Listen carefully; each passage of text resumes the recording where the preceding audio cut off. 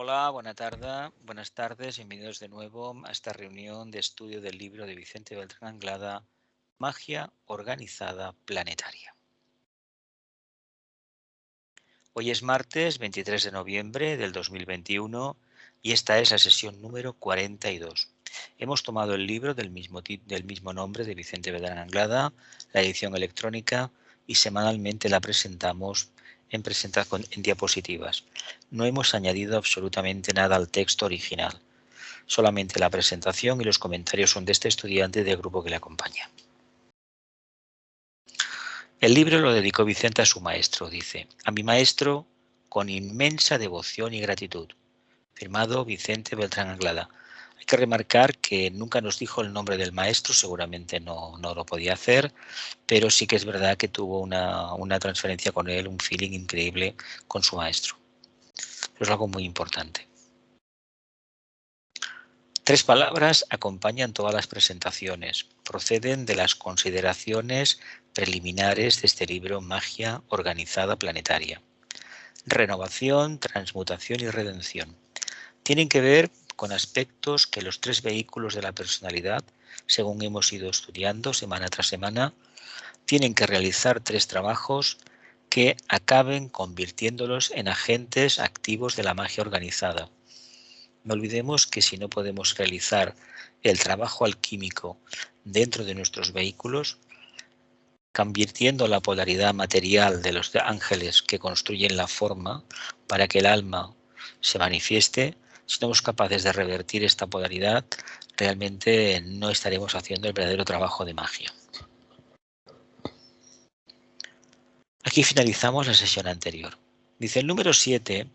Corresponde, estábamos hablando de los kumaras, ¿os acordáis de aquello de los 105 kumaras? Se dividieron en 3 grupos de 35 y cada grupo de 35 se dividió a su vez en 5 subgrupos de 7 miembros, ¿verdad? ¿Os acordáis de aquello? Dice el número 7 corresponde por antonomasia al sistema solar del cual tanto Venus como la Tierra forman parte. Sistema solar del cual Venus y la Tierra forman parte. Y el 5 es el número distintivo de Venus, un planeta sagrado, el quinto dentro de su esquema que está recorriendo su quinta ronda dentro de su quinta cadena. Nosotros en la Tierra, nuestro logos planetario, está en su cuarta ronda dentro de su cuarta cadena, quinta raza, quinta subraza. Hay una diferencia, parece que es un número más, nada más, pero la diferencia entre una ronda y otra, sobre todo una cadena y otra, es abismal. En tanto, relacionado con la consciencia de estas entidades, que de entrada hay que decir que es inimaginable, pero la diferencia que hay entre uno y otro también es inimaginable para el alma humana. Dice, no hay dificultad alguna entonces de comprender el origen y disposición de los grupos de entidades venusianas o señores de la llama que vinieron a la Tierra. No hay dificultad en comprender el origen y disposición de los grupos de entidades venusianas o señores de la llama que vinieron a la Tierra.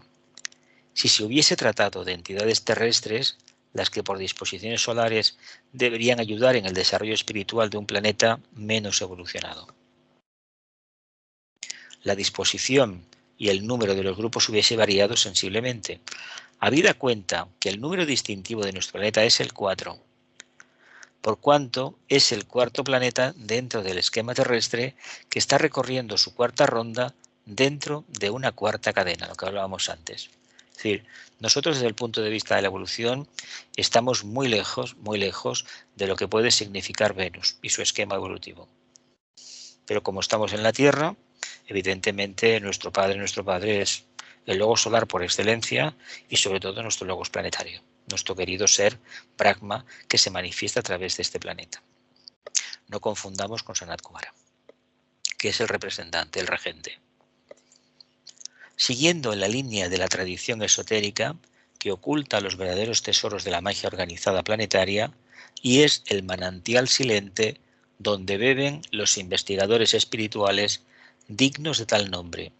Se nos ha informado ocultamente que cada uno de los 3 grupos de 35 señores venusianos constituyó un núcleo de poder espiritual con una determinada misión a cumplir en la organización mística del planeta, para la cual, como era de esperar, se utilizó en su constitución el mismo sistema operante en la Gran Logia Blanca de Sirio y, por analogía, en la Gran Fraternidad Blanca del Sistema Solar, encarnando los tres principios creadores de voluntad, amor o sabiduría y actividad, esotéricamente descritos como Shiva, Vishnu y Brahma, en las grandes tradiciones místicas orientales, y Padre, Hijo y Espíritu Santo, tal como es considerado por las iglesias cristianas de Occidente.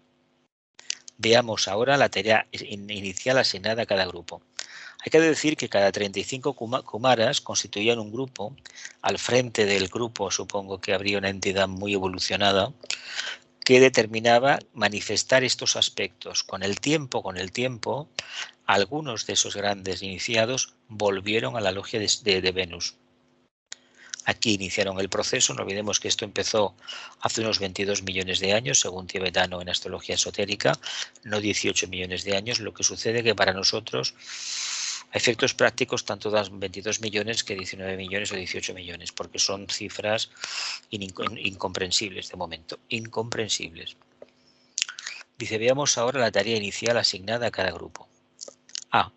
El primer grupo, constituido por Sanat Kumara, el más grande de los señores de la llama, secundado por uno de sus discípulos en su propia línea de rayo y por otras 33 entidades venusianas, toma a su cargo el aspecto Shiva, el aspecto voluntad al bien, el primer rayo, por decirlo de alguna manera, dentro de la organización espiritual que debía entrar en funciones, un aspecto que debido a las altas y potentes radiaciones ígneas de la energía que debía canalizar, constituyó el más grande de los poderes conocidos aquí en la Tierra. Imaginemos por un momento, y seguramente que tendremos que recurrir a la imaginación y a la fabulación, lo que tuvo que ser venir de una endogia tan avanzada como la de Venus, acercarse a la Tierra, un planeta primitivo, una evolución primitiva, e instaurar esta jerarquía, este centro de poder de Shambhala. Kumaras elevadísimos, iniciados altísimos, con 9 iniciaciones, seres que controlan todo el plano físico cósmico. Por lo tanto, imaginaos el problema que tuvieron delante suyo, cómo tuvieron que trabajar para hacerse cargo de aquellas evoluciones que después con el tiempo serían la que conocemos ahora, porque prácticamente eran animales, y hay que decir que ni sin conciencia. Fijaos qué cambio tan sustancial y qué trabajo tan importante. Sanat Kumara se arrogó por derecho propio y de acuerdo con su alta e incontrovertible jerarquía espiritual el gobierno de la tierra, siendo desde entonces su rey y su señor. Él no es porque se quisiera poner el título, sino porque el más preparado para esa función era él, mandado por el Logos de la Tierra, el Logos de Venus y la Logia Solar. Fue el encargado. Se dice que Sanat Kumara se prepara en el futuro, es discípulo del Logo Solar, y en un futuro que no conocemos muy bien porque esas cifras son increíbles, será un Logo Solar. O se manifestará en esa escuela. Así que por nivel evolutivo le corresponde el cargo del rey. Hay algún libro de esoterismo de René Guénon que habla del señor del mundo, del rey, y este es el señor, el doncel de las 16 primaveras, ¿no? Su gran discípulo, a quien suele definirse ocultamente como el primer Kumara, aunque siempre bajo las órdenes del Señor del Mundo, encarnó la misión de introducir parte de las energías ígneas de primer rayo en las entrañas místicas del reino mineral, efectuando en el mismo grandes transformaciones y preparando los elementos materiales segregados de este reino, con los que serían construidos en el transcurso del tiempo los cuerpos físicos de los seres humanos. En alguna parte creo que se dice que Sanat Kumara empezó en la cadena lunar sirviendo, y que en la segunda ronda de esta cuarta cadena, se manifestó, se acercó a la evolución, o lo que sea después la evolución del planeta, y poco a poco fue tomando posesión. No hay contradicción entre esa información y la que hemos estudiado por teosofía, de qué aconteció con la venida de los señores de la llama, la fundación de Shambhala, la jerarquía, todo esto, ¿no? Los ángeles solares. no creo que a efectos prácticos tenga una gran contradicción.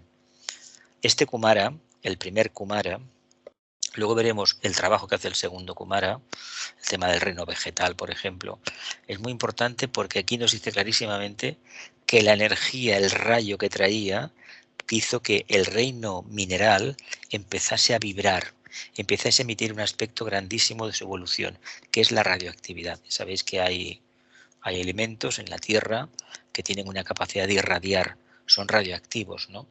Por naturaleza. Otra cosa es el plutonio, que es fruto de la fisión nuclear, no se encuentra en la naturaleza tal cual. El uranio sí, pero hay que enriquecerlo muchísimo para que realmente sea competitivo a la hora de hacer una central, ¿no?, eléctrica. Continuamos. Dice, es por tal motivo y por el trabajo encomendado a este gran Kumara, a este gran señor, que en los tratados esotéricos se lo conoce bajo el nombre la designación del Señor de las Razas. Señor de las Razas es el Manú, ¿no? Efectos prácticos, Manú dirigente, ¿no? El Señor de la Raza.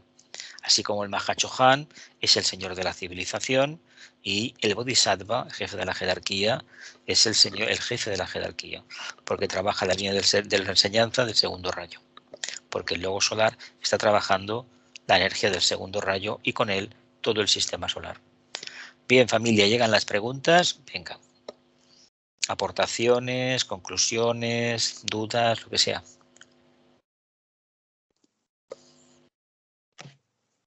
¿Nadie habla? Sí, una pregunta. Venga, andaban.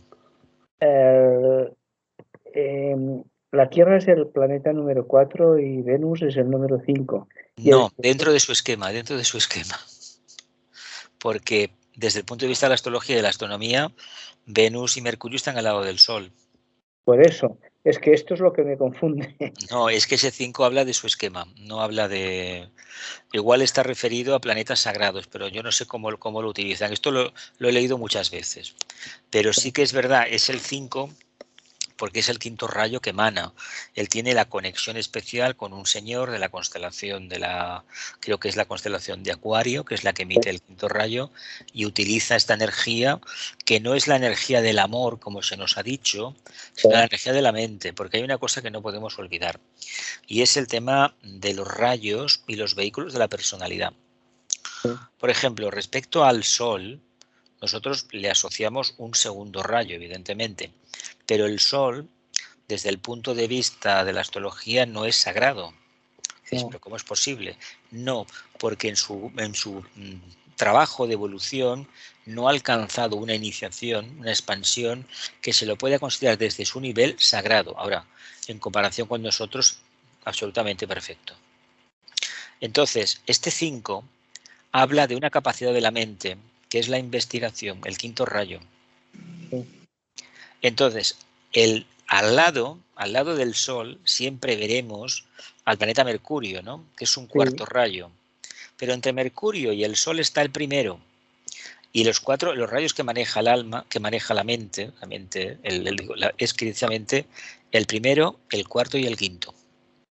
El propósito divino, cuando lo pueda revelar el ser humano, evidentemente el primer aspecto, cuando lo pueda revelar como iniciado, el cuarto rayo, que va a ser siempre el colchón donde vivir la experiencia de la extrema dualidad y aportar lo suficiente para mantener la armonía, y luego, por definición, en el sendero es la mente. Los discípulos, ante todo, son científicos, investigadores. Lo que pasa es que la energía de la devoción nos atrapa tanto que nos hemos creído muchas cosas, pero en realidad no son ciertas, porque nosotros no las hemos experimentado. Es algo que debemos tenerlo en cuenta, ¿no? Luego, por lo demás, que el primer Kumara aportara esta energía como información está muy bien. ¿Qué resultado práctico le podemos apreciar nosotros? ¿De qué manera nosotros en realidad podemos responder a ese primer rayo, a ese aspecto voluntad que llevamos dentro? Que es una característica en este caso monádica. Pero, a ver, si tenemos una identificación grande con lo manifestado y nuestro objetivo en el servicio es irradiar al grupo, deberíamos entender que hay un propósito detrás, que es esta energía, que seguramente no sabemos muy bien cómo manejar, pero que está ahí. y que tal vez en momentos de crisis o de entrega total en el servicio nos acompañe. Es un tema abstruso, como el segundo Kumara y el tercer Kumara. Estos temas son complicados. Sí, porque a ver, dice, dime. Entonces, el planeta número 1 es Mercurio. El planeta número 1, pero eso es como la astronomía lo define, la astrología, pero hay un planeta que no se ve, que es Vulcano, que Vale, está sí. entre el Sol y Mercurio. Hace años yo vi una foto que la NASA sacó, pero claro, para poderlo ver, seguramente que el ángulo es diferente y salió, tiene que estar ahí. Pero cuando, de hecho, se descubrieron planetas por las irregularidades de algunas órbitas. Sabéis que el último que apareció, que ya se sabía a nivel esotérico que existía, fue, que todavía no hace 100 años, creo que fue en 1927, Plutón. Sí. Se sabía que existía Plutón. Claro, Sí. porque la mitología hablaba igual que Urano, pero Urano se calculó porque matemáticamente había una alteración en la órbita de Neptuno, me parece que era, y se dieron cuenta que tenía que haber otro, pero se descubrió, creo que fue unos 8 años antes de la Revolución Francesa, con lo cual, imagínate el poco tiempo que hace que lo vimos, que apareció, y lo que ha cambiado el planeta desde ese momento. Uno de los primeros, aparte de la Revolución Francesa, fue el ferrocarril, que aquello se extendió como la pólvora por todo el mundo. La telegrafía, el teléfono, la radio, la televisión, las comunicaciones, el satélite, bueno, y ya te digo Internet, que ha sido la bendición del cielo número 1. Que hay gente que no lo aprecia, pero para mí, por ejemplo, acuariano de Sol, evidentemente Internet es la red de redes es una bendición del cielo. ¿Por qué? Porque nos permite estar conectados. Y si estamos conectados, quiere decir que nos importamos los unos a los otros. De todas formas, estos temas del número, ¿por qué le llama el número 5? Y dentro de su esquema, pero es que no conocemos, es que el sistema solar está configurado de una manera y tendríamos que ir a teosofía o a fuego cósmico para entender los diferentes globos de cada sistema. Es un tema muy enrevesado, Es un tema del estudio esotérico, teosófico, que a mí no me ha llamado mucho la atención, Sí que te tienes que aprender lo de las cadenas, lo de las rondas, lo de las razas, las subrazas, pero llega un momento que dices, vamos a ver, mi objetivo es ser consciente en el día a día de cómo interactúo con los demás y practicar la ley de correctas relaciones humanas, porque es lo que nos va a hacer crecer internamente, nada más. La información está muy bien, pero la información ya sabemos que si no la ponemos en práctica nos cristaliza, y de hecho las cristalizaciones en el camino espiritual son muy grandes, muy grandes. Ahora, quien lo quiera estudiar, pues puede consultar, creo que es el sistema solar de Powell, que es un resumen, o a lo mejor viene también en budismo esotérico de Sinet, aunque bueno, es un libro que era del siglo XIX, en algún escrito más, a lo mejor Hinara Hadasa escribió algo, y alguno más de la primera época, y si no, pues la doctrina secreta, o algún texto de Leadbeater o sobre todo de Annie Besant, pero no recuerdo cuál. Igual en la sabiduría antigua, no te puedo decir así a ciencia cierta. El de Powell está muy bien. Ese sí, pero y te organizas un poco, porque es que si no hay que tema te leérselo puedes todo. perder, El de Powell está muy bien. Sí. Es que Blavatsky decía que tenía una mente atlante, es decir, una mente atlante no es una mente organizada, Es una mente que tiene muchísima cantidad. Ella tenía el nivel de conciencia que tenía, era un arat, pero claro, para transmitir la enseñanza, además que se dice anecdóticamente que ella tenía la inspiración, empezaba a escribir y tiraba los papeles al suelo. Y se las vieron y se las desearon para poderlos silvanar uno con otro, porque no ponía número a las páginas. Y otro, y otro, y otro, y otro. Por tanto, claro, es difícil, ¿no? Es muy complicado estudiar así, muy complicado. Y además temas que se tocan 50 veces. De hecho, la enseñanza del tibetano se parece bastante en ese sentido, porque gracias a estos libros, que por ejemplo La luz del alma, los recopilatorios que han habido, que de Vicente todavía no se han hecho, pero se harán con el tiempo, algún estudiante se atreverá a tocar temas. Porque al tocar temas ya tienes la mente de otra manera. No quiere decir que no te veas los demás. Ellos no han hecho nada con el tema del tibetano, de la Bailey, añadir nada nuevo, sino extractar sin que añadir, ir copiando y pegando, ¿no? Y poniendo la fuente siempre. Con lo cual tienes una idea, por ejemplo, del alma, del séptimo rayo, de la muerte, etcétera, etcétera, basada en ese hecho que es la enseñanza, pero son manuales específicos. Más, familia, aportaciones, reflexiones sobre el primer Kumara, la formación de la jerarquía, Shambhala y todo esto. ¿No? ¿Nadie pregunta? Bueno, yo quería comentar algo que me parece que más o menos has contestado, que es que, o has comentado, que bueno, que la analogía entre la irradiación de los minerales, que al fin y al cabo es de lo que nosotros partimos, ¿no?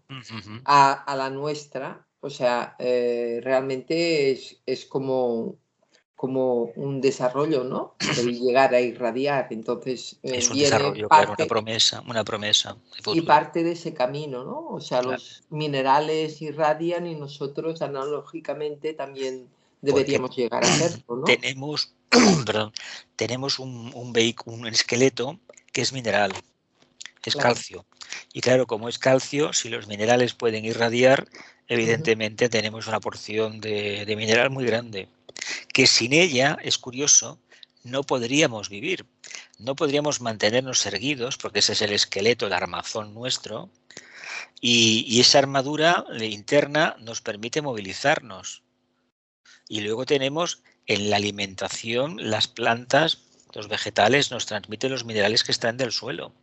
Porque nosotros un trozo de hierro no lo podemos meter en la boca y lo podemos chupar, pero no vamos a extraer absolutamente nada. Ahora, a través de la alimentación, sí. Sí. Y los necesitamos, porque necesitamos los tres, necesitamos el aspecto del mineral, y realmente el mineral, lo curioso del caso es que es se manifiesta un tipo de mónada que tiene un nivel de interacción con la materia limitadísimo. Limitadísimo, es como el vegetal. El vegetal, el gran drama del vegetal, creo yo, que es, a veces me lo he parado a reflexionar en un árbol, que le gustaría salir de allí y se gustaría moverse. Y eso es prerrogativa de los animales. Ahora bien, el vegetal está mirando hacia el Padre, está manteniendo la copa sería un cáliz perfecto, pero las raíces están hundidas dentro del reino mineral, en la tierra. Con lo cual te dice que sin el primer Kumara, sin el primer aspecto de la irradiación en el reino mineral, lo demás no tiene sentido, no hay vida en la tierra. Y de hecho, para que haya vida en un planeta, se tienen que dar todas las condiciones, exactamente parecido como hicieron en la Tierra, igual, parecido. Sentido de que viene una logia superior y acaba sembrando la raíz, la semilla, y poco a poco va evolucionando. Cuando se ha alcanzado cierto punto de evolución, la logia esta externa se retira, que es lo que la historia esotérica habla del planeta Tierra, que se retiraron. De hecho, a los constructores de las pirámides les enseñó una jerarquía que estaba físicamente a mover las piedras con sonidos, con mantras, sino de que lo que pasa es que hoy, como no queremos reconocer que esto es factible, porque, a ver, implicaría muchas cosas, preferimos decir que son extraterrestres y ya está, ¿no? Pero no, eran de la Tierra. ¿Algo más, familia? ¿No? Vamos a continuar. Dice, conforme fueron sucediéndose las edades, este gran señor venusiano dejó su cargo a un esplendente ser espiritual de la tierra, a quien ocultamente llamamos el Manú de la raza, y pasó a ocupar otro cargo más elevado en el departamento del gobierno de la tierra. Es decir, este ser, que vino en un principio de Venus, hizo su trabajo, escogieron a uno, lo pusieron, de hecho, el Manú que hay ahora en la tierra, Vaivasvata, lleva 100 y pico miles de años, me parece, según la doctrina secreta, si la habéis leído, no sé en qué parte lo pone, y es de los miembros, bueno, junto con estos kumares que vinieron de Venus, es de lo más antiguo que está al frente del departamento. Bueno, se ve que para responder a la energía del primer rayo, pues todavía nos queda bastante. El discípulo más avanzado del Manú es el maestro Moria, el Chohan de primer rayo, que en un futuro, cuando llegue el momento y cuando el Kutumi alcance el grado de Cristo y el Cristo actual se convierta en el Buda Maitreya, probablemente el Manu sea ya el maestro Moria, pero esto será como muy pronto al final de esta era de Acuario, 700, bueno, 700, casi 2000 años, mil y pico de años seguro. Pero bueno, no tengamos prisa porque lo importante es el día a día aquí. Continuamos. Sanat Kumar a su vez se desligó de su compromiso inicial y pasó a ocupar el centro místico de la Gran Fraternidad, conocido como Shambhala, sirviendo de enlace perfecto entre la Tierra en su totalidad y el logos planetario del esquema terrestre. Es decir, en un momento, no es que descendiera allí al plano físico como se suele entender. No olvidemos que este ser, lo más denso que tiene es el éter más refinado. No puede tener un cuerpo físico porque no tiene karma. Por tanto, no es que se quiera disfrazar, es que no es su tema, no va por ahí. Y en un momento sí que mantuvo una comunicación directa porque se estaba desempeñando un trabajo muy importante. Probablemente eso duró el tiempo que duró. De ahí que tal vez esta cifra de los millones de años es simbólica, sea mucho más. Y poco a poco él, ¿qué hizo? Se retiró hacia adentro, internamente, y asumió el cargo para el cual había sido escogido. Intermediario entre el logos de la Tierra y lo que sería la humanidad. Y de hecho lo consiguió el papel este. Y de hecho más adelante consiguió que los maestros pasaran a formar parte del concilio, de la Cámara del Concilio. Está con ellos, o ellos están con él, y al frente de los arramas, creo que fue en los años 20 del siglo pasado, se colocó a los discípulos más avanzados. Que no quiere decir que los maestros no estén, sí que están. Lo que pasa que el trabajo se reparte, se acelera el proceso y los más avanzados se hacen cargo de los menos avanzados. Y el maestro supervisa. Se le libera de trabajo y al mismo tiempo se reparte más la responsabilidad. Sirviendo de enlace perfecto entre la Tierra en su totalidad y el logos planetario del esquema terrestre, que está, no lo olvidemos, en el plano mental cósmico. Plano mental cósmico. Y nosotros estamos viviendo en el físico cósmico y en el arrabal, en lo más denso. En lo más denso. B. El segundo grupo de 35 entidades venusianas en distintas jerarquías o grados de evolución espiritual tuvo a su cargo la misión de preparar la conciencia astral del hombre primitivo y dotar de sensibilidad el reino vegetal. La gran entidad venusiana, a quien en términos esotéricos llamamos el segundo Kumara, vinculó su radiante vida con el ángel regente del reino vegetal y creó un misterioso puente de luz que debería conectar el reino vegetal y el plano astral de la Tierra con sus elevadas analogías en el planeta Venus. La gran entidad venusiana, a quien en términos esotéricos llamamos el segundo Kumara, vinculó su radiante vida con el ángel regente del reino vegetal, el Mahadeva, el gran arcángel del reino vegetal, y creó un misterioso Antakarana puente de luz que debería conectar el reino vegetal y el plano astral de la Tierra con sus elevadas analogías en el planeta Venus. ¿Y por qué? ¿Por qué llamamos nosotros a Venus el planeta del deseo, el planeta del amor? ¿Por qué en Tauro desempeña el Venus ese papel del deseo? Ese papel de todo lo quiero, todo me gusta, acaparo, acaparo, acaparo. Si no tenemos mundo emocional, no podemos manifestar la consciencia superior. El mundo emocional es necesario para ligar el mundo más denso al mundo mental. Por eso es importantísimo que esto lo entendamos. Y los humanos, hay que decir, que hemos desarrollado nuestro vehículo emocional, el cuerpo astral, en contacto con la naturaleza. Y si no hubiese sido por el reino vegetal, no tendríamos esa capacidad de emocionarnos y de sentir, y esa sensibilidad que andando el tiempo se convertirá ni más ni menos en un atributo del alma y una cualidad necesaria para el contacto angélico. Aquí Vicente en este tema probablemente sea el autor más certero a la hora de explicar la funcionalidad de este reino y sobre todo del reino angélico. ¿Por qué actúa el reino angélico? Pues porque existe básicamente el reino vegetal. Y este nos ha sensibilizado a los humanos y ha posibilitado que establezcamos esa relación interna. Dice, esta unión creó, por intercomunicación de energías, los ingredientes si podemos utilizar semejante expresión, mediante los cuales serían construidos los vehículos astrales de los hijos de los hombres en sus numerosísimas y variadas jerarquías. Evidentemente se lo debemos a este segundo Kumara, porque claro, se trataba de crear esos vehículos emocionales, porque si no, aquellos seres que se encontraron en la Lemuria, aquello prácticamente, pues bueno, de humano no tenía nada en absoluto.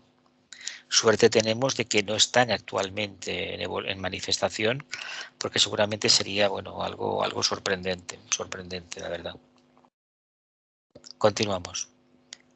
Dice, en el devenir de las edades, y a medida que avanzaba la evolución acelerada impuesta a nuestro planeta por las decisiones solares, surgieron otras y más elevadas necesidades en el trabajo de este segundo grupo de entidades venusianas, y los primitivos requisitos que tenían como objetivo crear sensibilidad en la Tierra y en los hombres desarrolláronse en otras esferas más elevadas y fue creado entonces el Departamento de Enseñanza Espiritual que a partir de aquel momento guiaría el alma de los hombres hacia su verdadera patria celestial, la casa del Padre.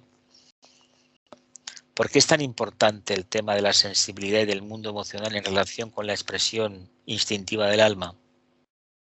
Porque necesitamos de esa energía que tiene muchísimo de deseo, de imaginación, de aspiración, etcétera, de idealismo. ¿La necesitamos para qué? Para crear una forma que con el tiempo iremos rellenando con lo mejor de nosotros mismos. Pero sin esa cualidad específica no podríamos construirla. Retorno a la casa del Padre.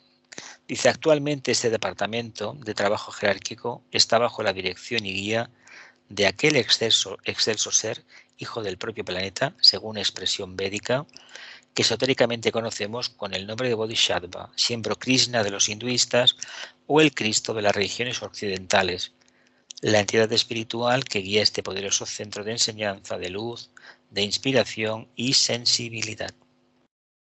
Este ser está al frente. Bueno, a veces hay gente que tiene mucho interés en conocer el tema al Cristo, pero el requisito que se plantea es conocer primero el alma humana, conocernos nosotros mismos a nivel de conciencia superior. Lo demás, lo que tenga que ser, vendrá. Pero si este requisito no está cubierto y tenemos un anhelo muy grande, seguramente que lo que aparecerá no será el Bodhisattva, será otra cosa. Esas imágenes del astral, de Cristos voladores, de Budas, en Oriente de Krishnas, en el mundo del Islam aparecen otras figuras, el Imam Mahdi y muchísimos más en todo el mundo. Pero no son verdaderos, son entidades astrales. Pensad que con el deseo solamente se construye algo de deseo. Cuando este deseo se reconvierte en aspiración, se va sutilizando la forma, se va desechando y aparece algo mucho más arquetípico y más incluyente. O ver, por ejemplo, estas diosas Isis que imperan muchísimo, por ejemplo, en Andalucía, en el tema de la Semana Santa, esa ostentación de riqueza, de lujo, eso corresponde a un determinado nivel astral de percepción. ¿Es negativo? Ni negativo ni positivo. Eso está, pero habría que tener en cuenta que no es lo que necesitamos.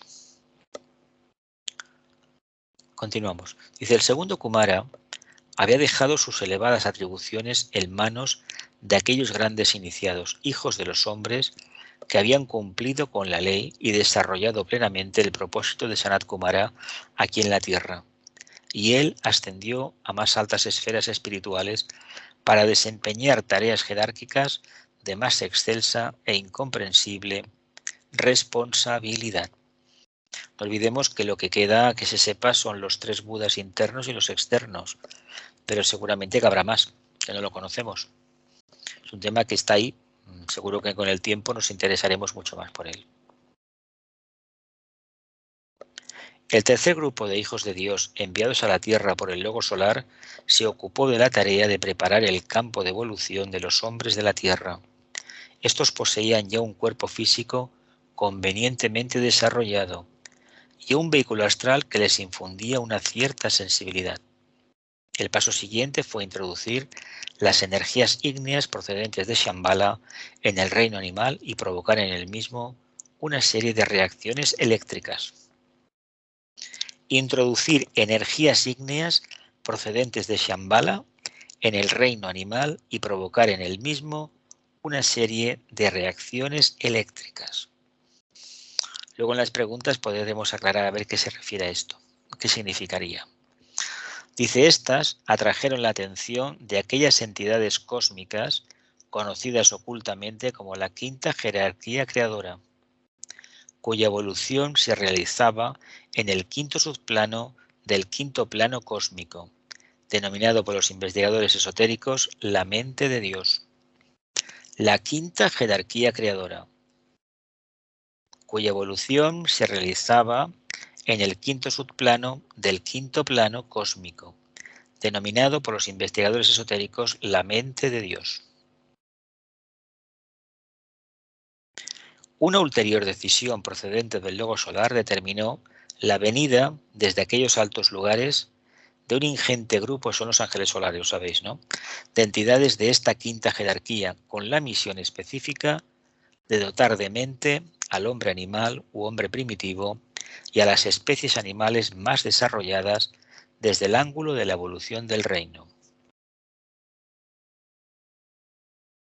Una ulterior decisión procedente del Logos solar determinó la venida desde aquellos altos lugares de un ingente grupo de entidades de esta quinta jerarquía creadora, con la misión específica de dotar de mente al hombre animal u hombre primitivo y a las especies animales más desarrolladas desde el ángulo de la evolución del reino. A estos esplendentes seres procedentes del quinto subplano del mental cósmico, del quinto plano del mental cósmico, los conocemos en la literatura esotérica bajo los nombres de los hijos de la mente o ángeles solares.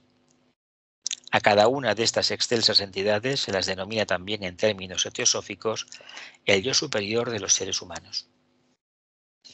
Hay gente que le llama el alma, que le llama el yo superior, pero en realidad el ángel solar no es eso bien, ¿eh? Tiene una evolución independiente. Lo que pasa que nosotros, en el camino de retorno, básicamente no olvidemos que somos mónadas, la percepción manásica mental que tenemos del proceso es ni más ni menos la que nos facilita la presencia del ángel solar.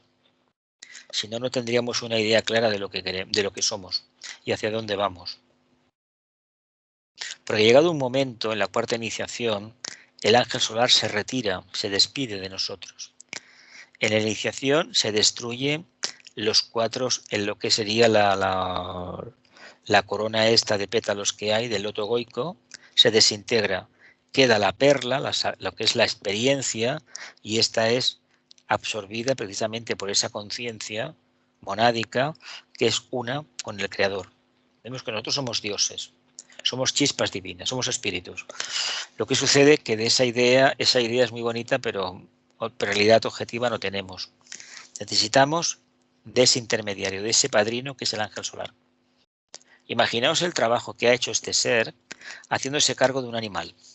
Yo hablo por mí mismo, ¿eh? No sé, cada uno que lo vea como quiera. Dice, cuando el hombre de la tierra, poseyendo un cuerpo físico potentemente estructurado y un vehículo astral en vías de rápido desarrollo, adquirió la luz de la mente, consideró el tercer gran Kumara que había llegado el momento de preparar el campo de manifestación de los tres elementos vitales segregados por cada uno de los Kumaras. El tercer gran Kumara, que había llegado el momento de preparar el campo de manifestación de los tres elementos vitales segregados por cada uno de los grandes Kumaras. A este campo, nacido de la voluntad, el esfuerzo y el sacrificio de los señores de la llama, que procedentes de Venus decidieron ayudar en la evolución de los hombres de la Tierra, se le definió desde un buen principio en términos de civilización, Mahachohan, ¿no? Y desde entonces es el precepto básico que rige la evolución espiritual de la humanidad a través de las edades.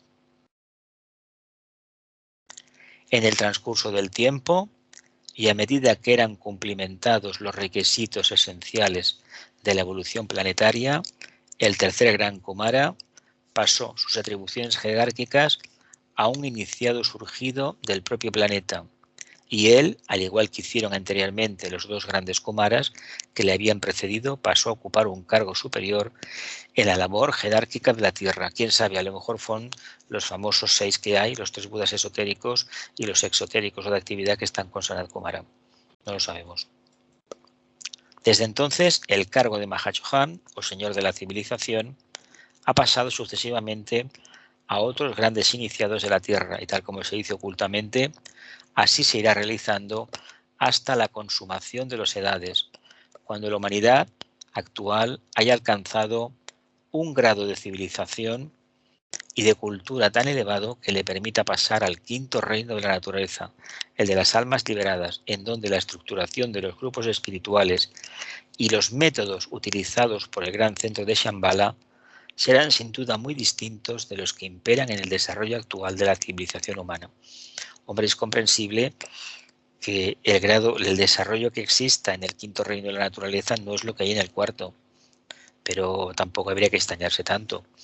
Lo que sí ya hay el interés siempre que se tiene, se dice que en los años 20 del siglo pasado hubo un cambio en la jerarquía y el anterior Mahachohan dejó su puesto para ocupar otro interno, y en ese momento el maestro que se conoce tanto con el nombre de Príncipe Rakotsi, el del Señor del Séptimo Rayo, se hizo cargo del departamento de la jerarquía de la civilización, el Mahachohan, el gran Chohan, el gran señor.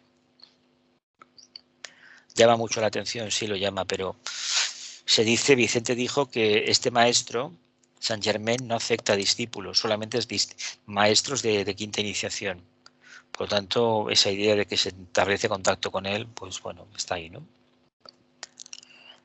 Como podrá observarse, todas estas explicaciones en torno de la labor desarrollada por los señores de la llama concuerdan con cuanto acerca de los 3 principales departamentos del trabajo jerárquico de la política, de la enseñanza y de la civilización nos fue facilitado por la literatura teosófica y esotérica corriente, aunque en las mismas y por el imperativo de la magia organizada que estamos investigando, hayamos introducido unas ideas relativamente nuevas que le permitieran al lector inteligente intuir un campo de observación mucho más extenso, profundo y elevado.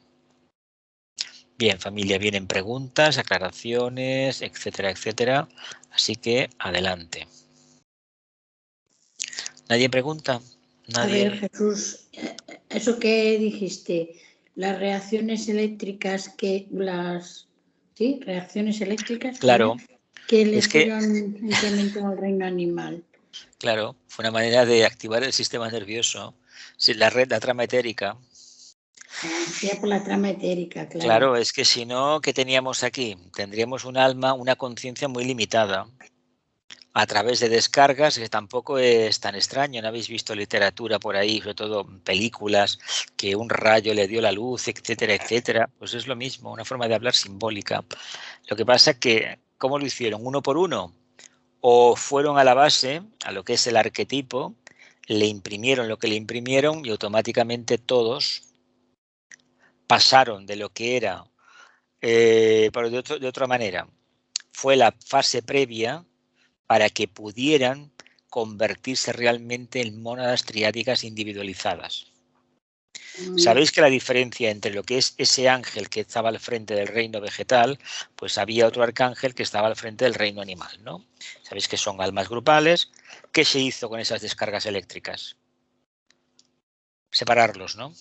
A nivel individual. Y de ahí se crearon las condiciones para que, pasado el tiempo, los señores estos, los miembros de la quinta jerarquía creadora, los ángeles solares, pudieran tomar posesión de aquello que, bueno, tomar posesión entre comillas, de aquello que dices, pero vamos a ver, ¿esto qué es, no? Bueno, no olvidemos que el átomo manásico permanente está en el primer subplano el primer subplano del subplano mental del físico cósmico, Es decir, no nos confundamos con el mental cósmico y un subplano del físico cósmico, que es muy diferente, aunque el nombre sea el mismo. Entonces, ahí está el átomo permanente, pero nosotros no llegamos a ese átomo. En el tercero estaría el ángel solar y estaría el alma si es que realmente estamos manifestando algo. Ya. Si hay iniciaciones, una segunda, esta entidad pasaría al segundo subplano. El segundo es después del primero. El primero es más refinado. En el primero está lo más denso de la mónada, que es la mente abstracta, que es el manas, porque la mente es sustancia mental, es decir, es otro tema, porque tiene mucho que ver con el aspecto karmático de la personalidad. Eso otro no. Lo que está por encima. Por lo tanto, la idea es peregrina, si está ahí, pero entendamos que fue una preparación para que después pudieran entrar estos señores, estas entidades, que tienen como mínimo una quinta iniciación. Un ángel solar es como un maestro, es una línea evolutiva que seguramente cuando toque no sabremos qué vamos a hacer. Igual acompañamos a un logos, que a lo mejor, quién sabe, será nuestro maestro o ha sido nuestro maestro en un pasado lejano, y por la afiliación que hay acabemos trabajando de ángeles solares para un sistema que él se enfrentará. Bueno, pero esto es hablar por hablar, ¿eh? Hablar por hablar. También hemos dicho alguna vez que los logos solares los ángeles solares Sí. eran emanaciones del Sí. corazón del logo Es que solar, ¿no? es que para que nos imaginemos por un momento cómo funciona el propio logos en su manifestación, él es fruto de un montón de realidades. No es una sola. Es consecuencia de un montón de realidades. Y hay una parte, que es la que Vicente ha tocado más, es el tema de la parte angélica, la parte constructora de las formas a través de las cuales se manifiesta esta entidad. Por eso esta entidad sabe todo lo que pasa, porque hay una legión de ángeles que le van construyendo todo aquello que necesita para poder irradiar, para poderse manifestar. Y cuando consigue iluminar en términos de conciencia mental concreta todo su campo de manifestación, comienza el declive, comienza a retirarse, ya ha consumado su trabajo.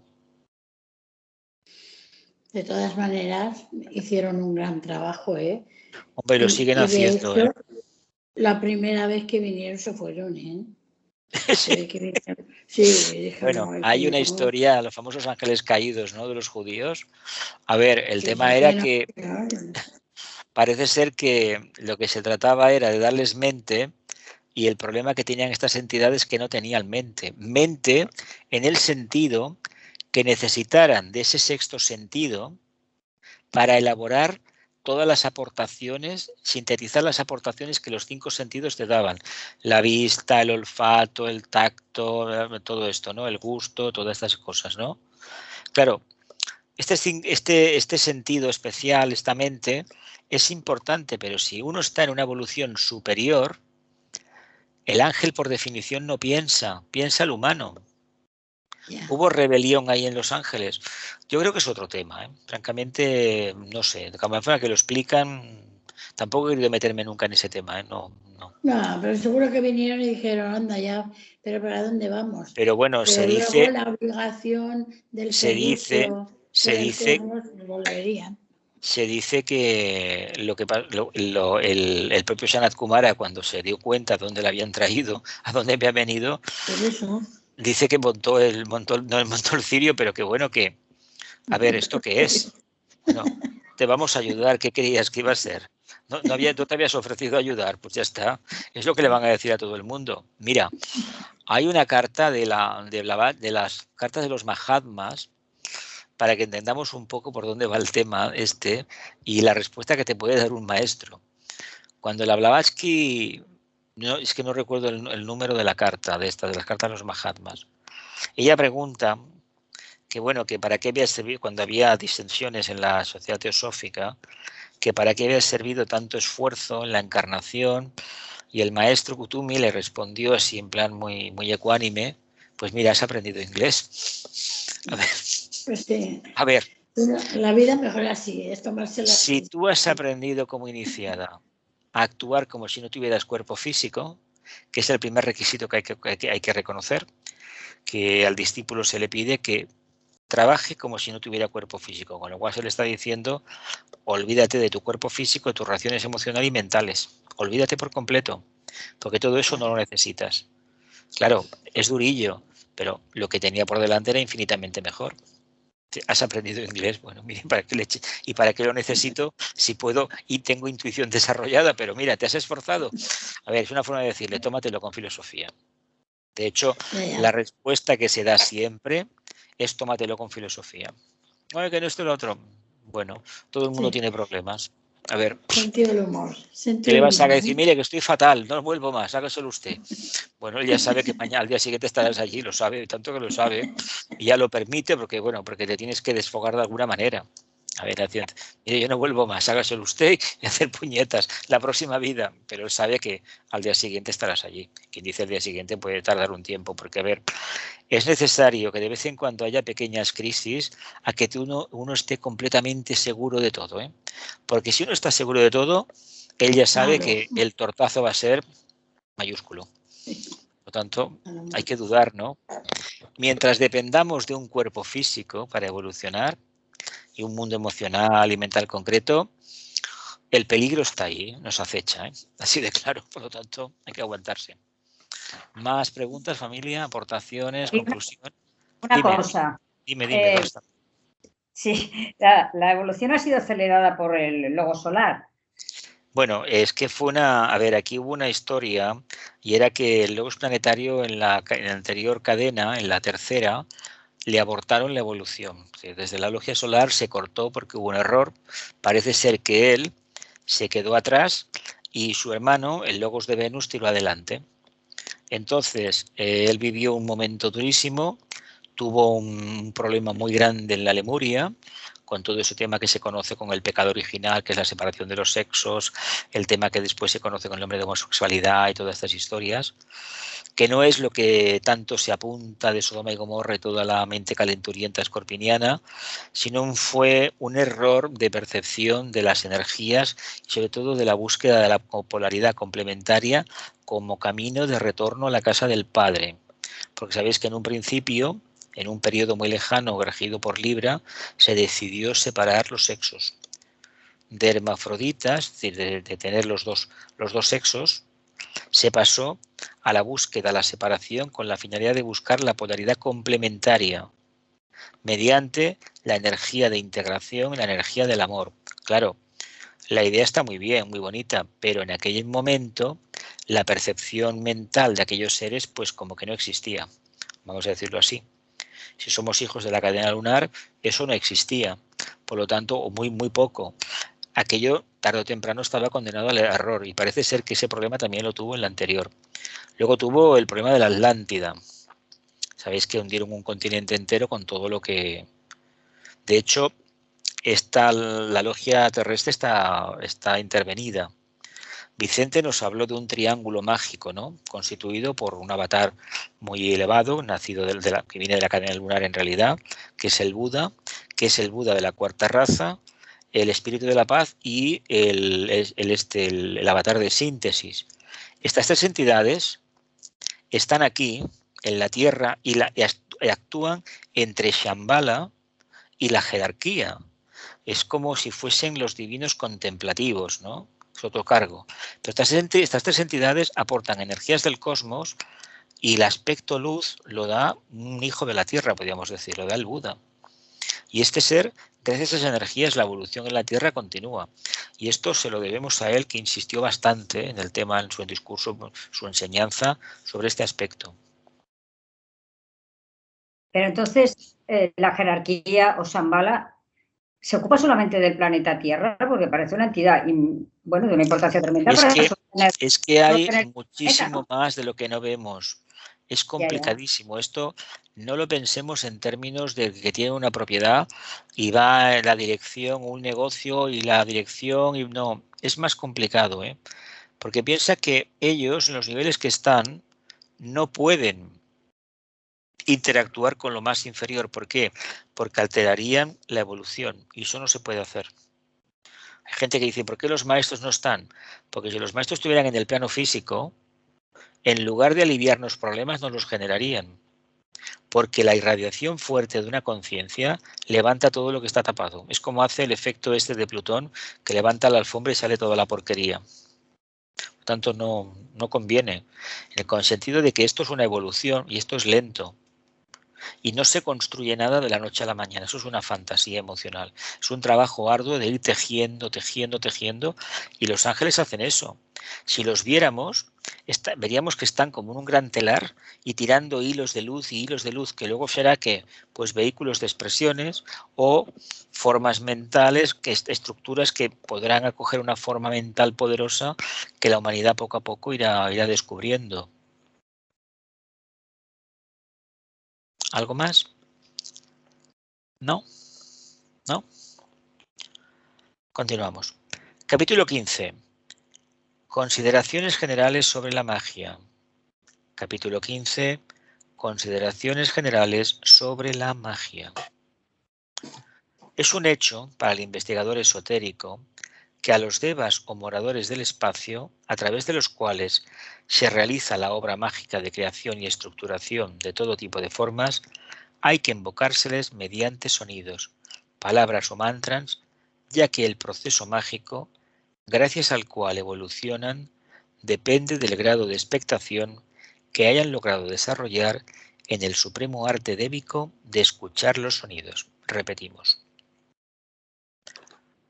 Es un hecho para el investigador esotérico que a los ángeles o moradores del espacio, a través de los cuales se realiza la obra mágica de la creación y estructuración de todo tipo de formas, se les invoca mediante sonidos, palabras o mantras, ya que el proceso mágico, gracias al cual evolucionan, depende del grado de expectación que hayan logrado desarrollar en el supremo arte débico de escuchar los sonidos. Es decir, nosotros entonamos los mantras, pero debemos tener en cuenta que, por ejemplo, la gran invocación o el Padre Nuestro, si venimos del mundo cristiano, deberíamos haberlo pronunciado y haberlo escuchado internamente. Pero esto creo que no aconteció en amplia escala y la gran invocación es algo parecido. Deberíamos ver el efecto que produce, sobre todo cuando estamos muy atentos dentro de nuestra cabeza. Se perciben matices. Si uno está muy centrado con el Om, por ejemplo, o la entonación de un mantra, se perciben matices increíbles de una profundidad que luego se traducen con un comportamiento acorde a la profundidad que uno ha detectado en el interior de su conciencia al entonar el mantra. ¿Qué quiero decir? Que seguir una regla respecto a la entonación, a los mantras, a la palabra sagrada, posibilita una percepción mayor de la que habitualmente tenemos. Solamente basta que aquello que hemos aprendido lo pongamos en práctica. ¿Cómo? Estando muy atentos cuando entonamos un mantra y sobre todo la palabra sagrada. Hay que invocarlo a los devas mediante sonidos, palabras o mantras, ya que el proceso mágico, gracias al cual evolucionan, depende del grado de expectación que hayan logrado desarrollar en el supremo arte débico de escuchar los sonidos. Arte débico de escuchar los sonidos, que se elevan de todos los niveles en la vida de la naturaleza, desde el humilde canto o voz de un insecto hasta el potente e incomprensible mantra emitido por el más glorioso adepto espiritual. Bueno, pues parece ser que hasta el reino vegetal emite sonidos. ¿Alguien ha escuchado la melodía de una flor? ¿O el crepitar de la savia dentro de un árbol?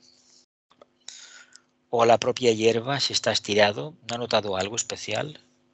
Sí que hay una nota especial en la naturaleza, la conocemos, eso sí. Un acúfeno ahí muy natural, pero ¿somos capaces de interactuar con esto? Porque los insectos más o menos, bueno, pues sabemos cómo canta el grillo, sabemos lo que hacen algunos cuando van batiendo las alas, etcétera, etcétera. Pero poquito más. Y a los pájaros, por supuesto, porque nos llaman la atención, porque vuelan, porque a nosotros nos gustaría volar, no lo olvidemos que a los humanos nos gustaría volar. Pero la forma de volar de los humanos es la mente abstracta, ¿eh? No es que nos crezcan las alas. De ahí que en las ramas de la jerarquía se les enseña a los discípulos el arte supremo de emitir voces o sonidos mágicos correctos y apropiados para invocar a los devas, a los ángeles, de los niveles físico, astral y mental, a los cuales su evolución individual les permite acceder y recibir las adecuadas respuestas y enseñanzas. Y la pregunta que os formulo para cuando lleguen las preguntas es si habéis tenido algún día, alguna noche, alguna visión en la cual alguien internamente os decía una palabra y os enseñaba a repetirla. Porque eso sí que es un indicio claro de que te estás preparando para algo. Igual sí, igual no, no importa. Y si os han dicho una palabra, por favor no la comuniquéis a nadie, es para vosotros. Para vosotros, nada más. Dice, como vimos oportunamente, los vehículos inferiores del ser humano, es decir, la mente concreta, el vehículo emocional y el cuerpo físico, son unos compuestos moleculares de energía provenientes de los diversos subplanos de los 3 planos inferiores del planeta solar, del sistema solar. Claro, tenemos lo que necesitamos, ¿no? Pero que reconozcamos que nos han construido los vehículos con lo único que lo podían hacer, con lo más denso. ¿Por qué? Porque el grado de percepción que tenemos es el más denso. No nos pueden dar otra camisa. Imaginen de otra manera, si vamos sucios y estamos llenos de porquería, ¿cómo nos van a dar una camisa de lino semitransparente? La vamos a destrozar, ¿no? ¿Qué nos van a dar? Pues bueno, hay lo que hay, ¿no? Y evolucionando, cuando estemos más limpios, pues nos darán una camisa mejor, ¿verdad? Eso lo entendemos. Pues esta analogía es la que deberíamos utilizar para entender el porqué de la reencarnación.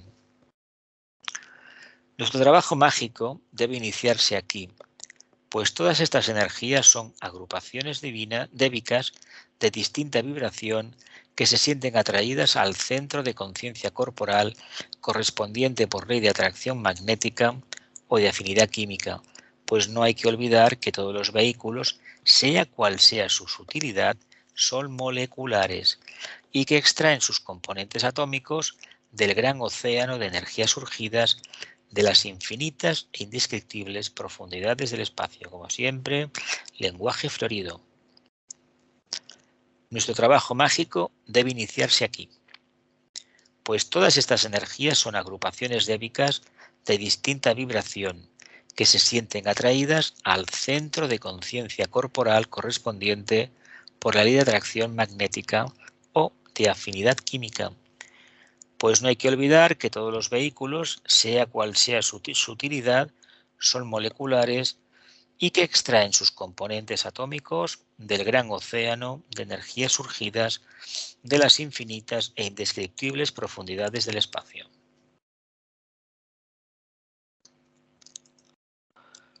No podríamos ir muy lejos en nuestro estudio de la magia organizada, ya se realice a través del hombre, de un planeta o de un sistema solar, sin tener en cuenta a la realidad de espacio como contenedor de todos los elementos necesarios para cualquier tipo de creación, desde la más sutil a la más densa. No podríamos avanzar en nuestro estudio de la magia, ya se realice a través del hombre, de un planeta o de un sistema solar, sin tener en cuenta la realidad de espacio como contenedor de todos los elementos necesarios para cualquier tipo de creación, desde la más sutil a la más densificada. La densidad o la sutilidad de los elementos segregados por las entidades débicas que intervienen en el noble ejercicio de la magia dependerán lógicamente de la calidad invocativa del mago y de los fines que persigue en sus invocaciones. La densidad o la sutilidad de los elementos segregados por las entidades débicas que intervienen en el noble ejercicio de la magia dependerán de forma lógica de la calidad invocativa del mago y de los fines que persigue en sus invocaciones. No olvidemos que hay una relación directa entre lo invocado y lo evocado, entre lo que uno va buscando, pidiendo desde el término de conciencia muy concreta y lo que se va a encontrar. Incluso se llega a decir, ojo con lo que se pide, porque te lo van a conceder. Pero cuando te lo concedan, seguramente que tú ya no estarás interesado, por lo tanto, no pidas más. No pidas nada. En el sentido para el yo separado, para la personalidad, para la forma. Invoca, pero que sepas que lo que vas a invocar es lo que llevas dentro. Por lo tanto, si dentro no eres capaz de compartir con los demás lo poco que tienes, cuando se habla de compartir con los demás lo poco que tienes, los buenos pensamientos, las buenas acciones, no poniéndote la medalla, no. Haciendo partícipes a los demás de forma subjetiva de que tú estás irradiando un punto de energía que a lo mejor no es común a los demás. Tú estás disipando los éteres, que no te lo van a reconocer. Bueno, eso es algo que el tiempo dirá. Vamos a continuar. En las ramas de la jerarquía se enseña de forma práctica el arte o la ciencia de la magia. Primeramente, mostrándose a los discípulos a través de un eventual desarrollo de la clarividencia los distintos tipos de devas que constituyen el infinito centro de luz llamado ocultamente Akasha, y es el manto que recubre la indescriptible pureza del universo. En los grupos de las ramas de la jerarquía se les enseña a los discípulos el arte o la ciencia de la magia. Primeramente se les muestra, a través de un eventual desarrollo de la clarividencia, los distintos tipos de devas que constituyen el infinito centro de luz llamado ocultamente Akasha, y es el manto que recubre la indescriptible pureza del espacio. Probablemente, si se nos dijera todo lo que tenemos que aprender y trabajar, los mantras con los cuales debemos experimentar para contactar con los ángeles, para trabajar con ellos, si se nos dijera de antemano, creo sinceramente que más de uno diría, ahí os quedáis, me marcho. Porque el trabajo que tendremos por delante es increíble. No es aquello de las buenas intenciones que se nos enseñó, eso hay que manifestarlo. Pero hay que tener una capacidad de comprensión de unas características matemáticas, por ejemplo, que parece mentira, que probablemente no estamos en condiciones todavía de asimilar. Porque habría que preguntarse, ¿seríamos capaces de ver infinidad de tablas de Excel, de grupos, de recuadros, esto relacionado con esto, con aquello, con lo otro, con este mantra? Creo que no, sinceramente creo que no. Pero ahí está. Utilizando esta sutil visión en los mundos ocultos, aprende el discípulo a diferenciar perfectamente a los devas inferiores o lunares de los devas superiores o solares. Los reconoce e identifica por el color característico de sus auras magnéticas, el cual suele dar una noción segura e incontrovertible del nivel del cual proceden y de la calidad del éter que utilizan en sus actividades. Los reconoce el discípulo e identifica por el color característico de las auras magnéticas, el cual puede dar una noción segura e incontrovertible del nivel del cual proceden y de la calidad del éter que utilizan en sus actividades. Los colores resplandecientes, sutiles y de indecible belleza y transparencia informan inmediatamente sobre los devas habitantes de los subplanos superiores de cada plano. Por el contrario, la visión de los devas cuyos colores identificables sean densos, opacos u oscuros, indican claramente que aquellos devas proceden de los niveles inferiores. Con lo cual, si tenemos delante a alguien y tenemos esta potestad de ver algo y empezamos a ver como una especie de marañas que hay por diferentes partes del cuerpo, bueno, pues allí, en esa zona, hay algo que no está muy iluminado. ¿Cómo podemos decir esto? Pues ni más ni menos que ese algo que no está muy iluminado puede ser una enfermedad, puede ser que esté manifestada o esté en el futuro aparezca y que no se nos ocurra intentar arrancarla con la mano porque con esto no vamos a conseguir nada, en todo caso hacernos daño nosotros. Cada uno lleva en el aura, en su campo energético, lo que por evolución le corresponde llevar. Y si algún día estamos hablando con alguien y le miramos atentamente y descubrimos en esa estructura energética, llámale como una tela metálica parece a veces, llámale biculotérico, lo que sea, pues que hay un gusano de un color blanco, hay una cosa de color verde, una cosa no sé, ¿sabes qué? Bueno, si nos da miedo, A lo mejor es que también llevamos otra nosotros, quién sabe. Quién sabe, a lo mejor los demás son nuestros espejos, ¿no? Lo dejamos en el aire, ¿eh? Por el contrario, la visión de los devas cuyos colores identificables sean densos, opacos u oscuros indican claramente que aquellos devas proceden de los niveles inferiores. Incluso a veces, según en qué sitios, esto se suele dar bastante, donde hay un contraste de luz de claroscuros, si estáis un poquillo atentos, vais a ver formas que tienen aspecto como animalitos pequeños, pero son devas, bueno, inferiores. Son inferiores, ya está. Imagino que esto lo habréis visto en algún sitio. Y en aquellos sitios que no sabéis muy bien por qué no queréis volver. Eso yo lo dejo a la libre consideración, ¿eh? Pero tiene que ver con la oscuridad, con la falta de luz, ¿eh? Aparcamientos, estaciones de metro, pasillos estos del metro que a veces falla la bombilla, o por las calles en algún rincón que hay algo que no... Cuando os llega la noche, los matices de la luz te activan un poco la evidencia. Dices, uff, por ahí no paso. Continuamos. Vienen las preguntas ya, ¿eh?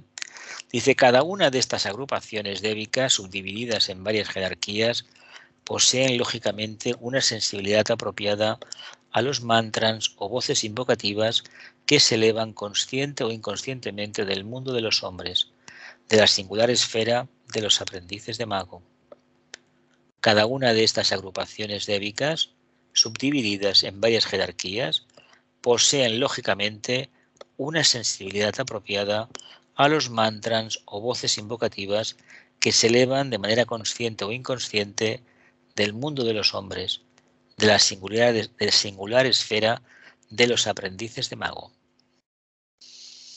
Bueno, se supone que somos aprendices de mago, más que nada por los desaguisados que generamos, ¿eh? Venga, vienen las preguntas, reflexiones, aportaciones. Venga, no os mordáis la lengua, hablad. Jesús, cuando has comentado, Me llamo. Adelante, adelante. Cuando has comentado lo de las plantas, yo hace poco ya te lo comenté que había ido a ver la película La vida secreta de los árboles, y ahí sí que realmente hacen muchos sonidos. Sí, es algo, sonidos, una pasada. Sonidos, sí que hacen sonidos.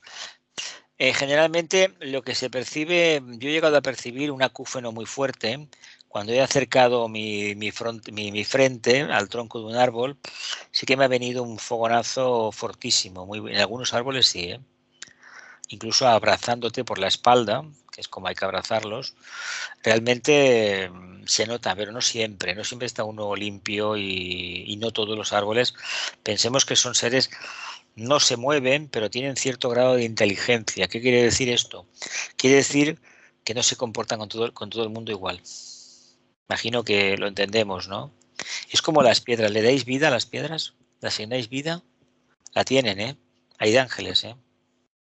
Son diferente evolución, pero la tienen. Sobre todo son piedras hermosas, grandes, tienen algo especial. Por eso Montserrat llama tanto la atención, porque son una legión de ángeles que, bueno, que tiene ese aspecto tan llamativo, que si se mira bien es totalmente astral, ¿eh? Es una escultura de piedra, pero bueno, ¿y esto qué quiere decir? Cuestión de que cada uno... ¿No habéis llegado a ver dentro de alguna piedra grande de esas, como por ejemplo estas que están al lado de la abadía o el famoso Cavall Bernat, esta que parece que se vaya a caer? ¿No habéis intentado ver algo dentro? Yo lo dejo en el aire, ¿eh? No, cada uno que es libre de ver lo que quiera, ¿eh?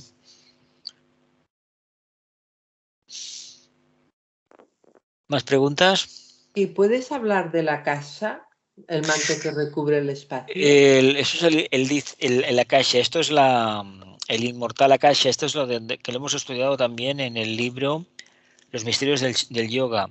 Esto es el éter primordial.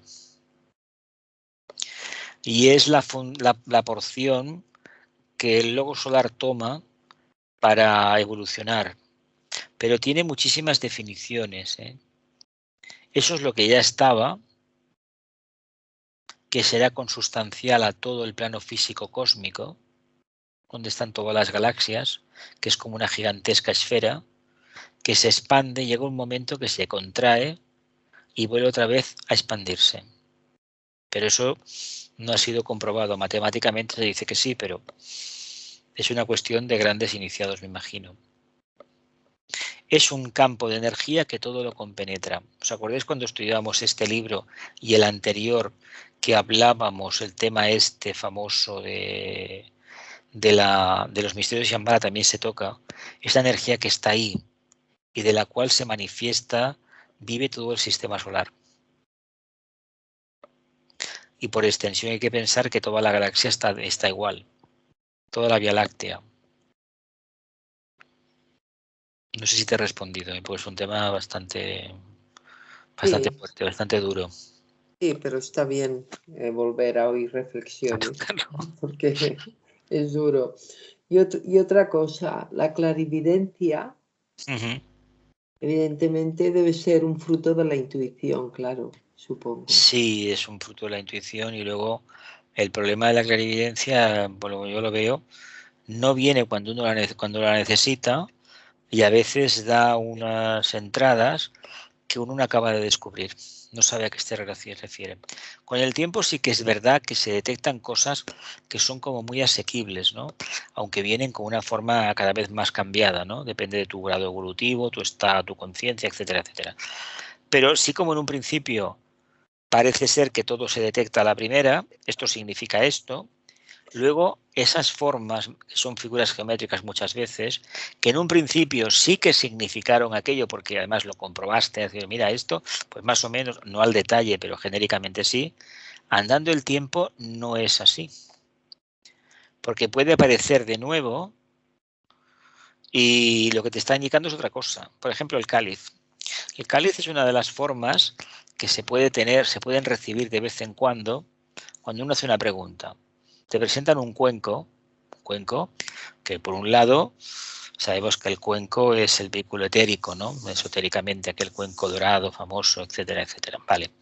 Cuando tú le ves la columna, le ves la peana y lo ves que está delante de ti, ese cuenco, lo que se te está diciendo, en un primer lugar, yo lo entendí, que era ni más ni menos, aplícate la lección y rellena el contenido de la copa con todo eso que llevas dentro, es decir, con tu experiencia. Esto se acepta a la primera de cambio, más o menos, ¿no? Cada uno, yo digo lo que a mí me sucedió. Pero andando el tiempo,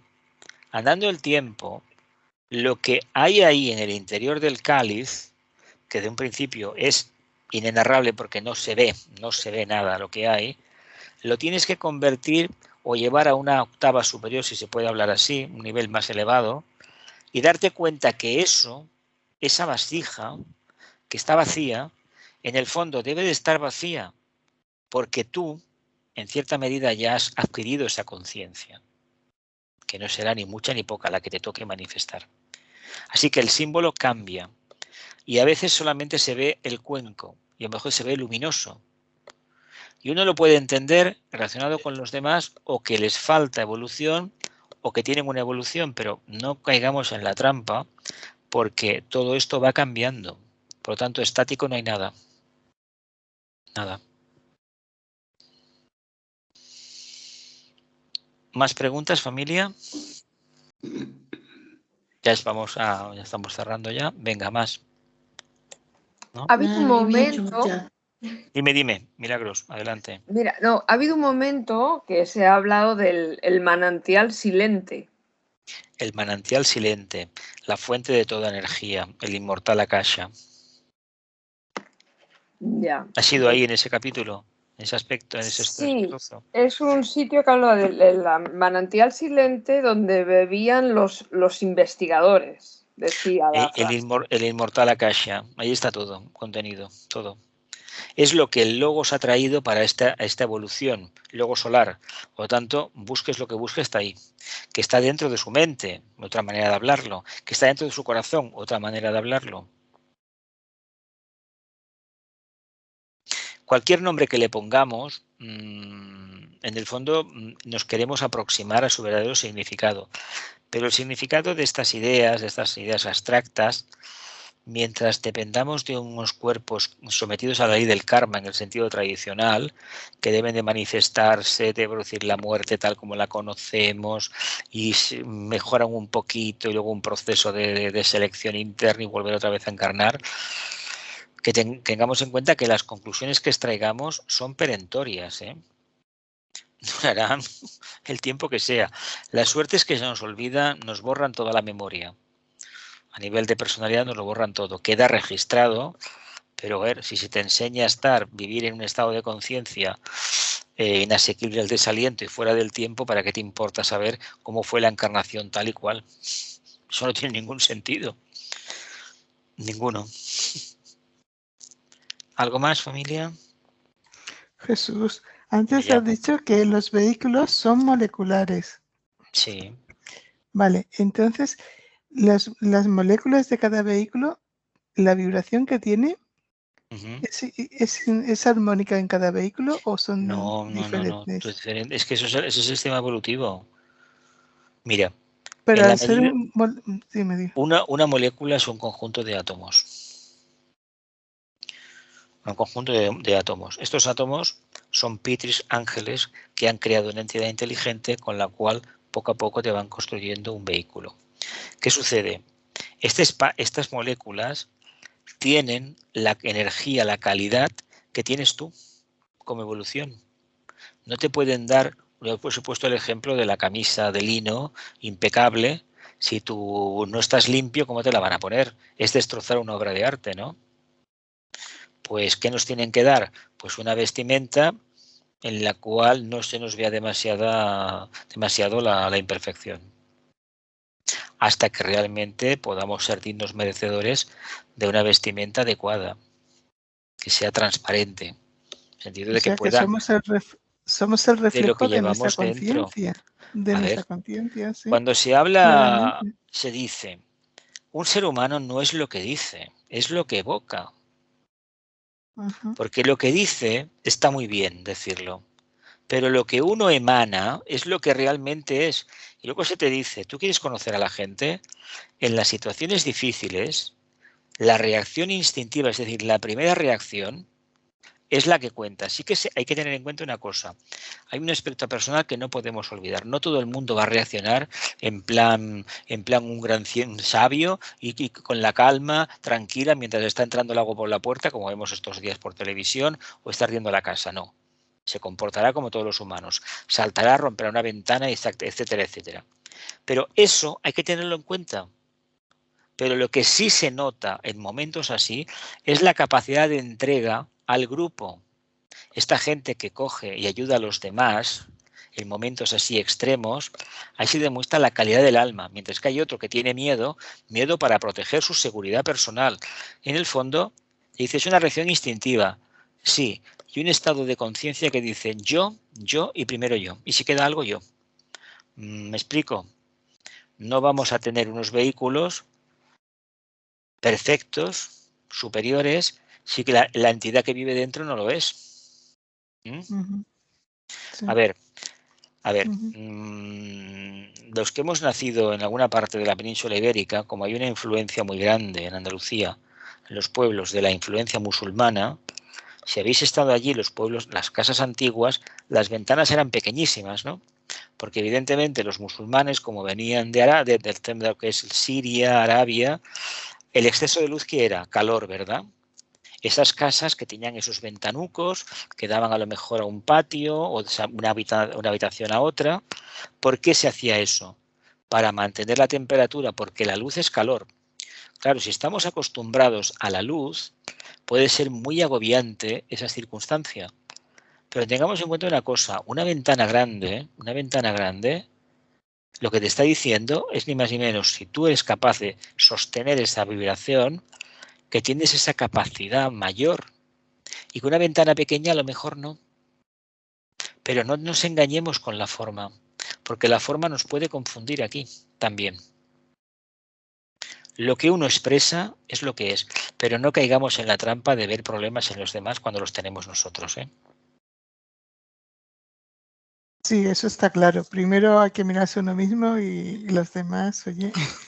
No. A ver, todo el mundo es bueno, así que da por definición que todo el mundo busca lo mejor, incluso en el campo de la política cada uno quiere lo mejor para su país, faltaría más. Es decir, no son tantos los que realmente van con malas intenciones, ¿eh? El tema de los nazis a mucha gente pues les encandiló, hay que decirlo que sí, pero el problema de ellos es que defendieron una ideología que es infumable. Reconocerse el pueblo elegido y encima aplicar métodos de una depravación bastante considerable, ¿no? Es decir, cómo utilizar la forma mental, la energía manástica, de ahí el gas aquel de matar las ratas, el sarín me parece que se llamaba aquel gas, y proyectarlo directamente a un grupo de humanos, pues bueno, porque tenían un conflicto que venía de la Lemuria, del Atlante y probablemente de un sistema solar anterior. Sabéis que fue un asunto de familia, una riña de familia, vaya. Y que están ahí todavía, es decir, que no hay... Pero eso no se soluciona con cámaras de gas, se soluciona con amor. Mira, el tibetano habla de que Palestina es el plexo solar de la humanidad. El día que haya paz entre el pueblo judío y el pueblo palestino, querrá decir que a nivel mundial la disolución de los pares de puestos está en camino. Porque es como una segunda iniciación para la humanidad. Y fijaos lo que se consiguió a través de discípulos en los dos lados y al final cómo están ahora. Están infinitamente peor que hace 30 años, ¿eh? Lo sabéis, ¿no? Fijaos si tenemos que trabajar todavía. ¿Más preguntas y cerramos ya? ¿No? Pues venga, que la luz, el amor y el poder restablezcan el plan de Dios en la tierra. Que así sea y cumplamos con nuestra parte. Que así sea.